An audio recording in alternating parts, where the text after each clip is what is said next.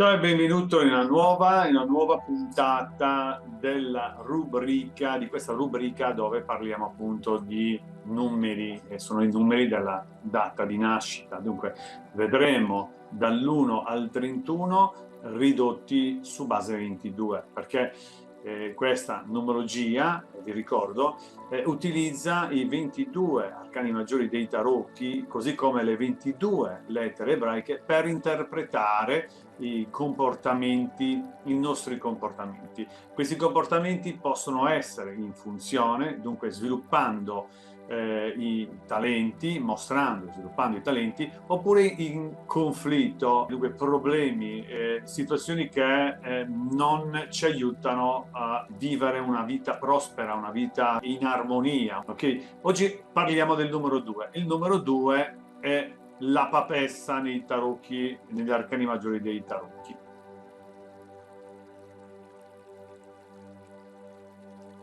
Che cos'è il numero 2? Allora, abbiamo detto che il numero 1 è il bambino che è appena nato e che la sua difficoltà è quella di incominciare. Perché? Perché non conosce, dunque non sa, non ha fatto esperienza, dunque non sa cosa fare e come farlo. Dunque si blocca di fronte a qualsiasi iniziativa. Ha questa difficoltà appunto di cominciare. Dunque ha bisogno della conoscenza, deve conoscere.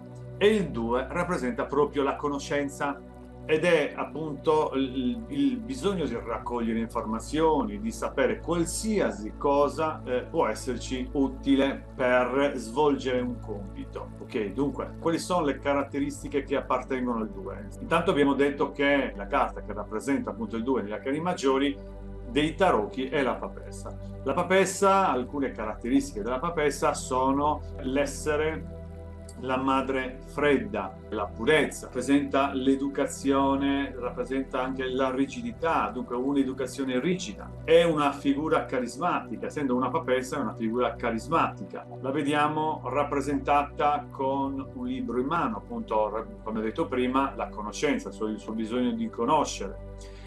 Ha un velo dietro nella nuca, un velo che sembra appunto una parabola, cioè lei è concentrata ad attirare, ad attrarre tutto quello che può essergli utile, dunque ha bisogno di conoscere, e questa parabolica, questo velo che ha sulla nuca, rappresenta appunto il fatto che lei è attratta dal bisogno di conoscere. Rappresenta anche i problemi legati alla nutrizione. Essendo bianca, la madre fredda, lei ha avuto dei problemi nella genealogia, problemi legati proprio al contatto fisico.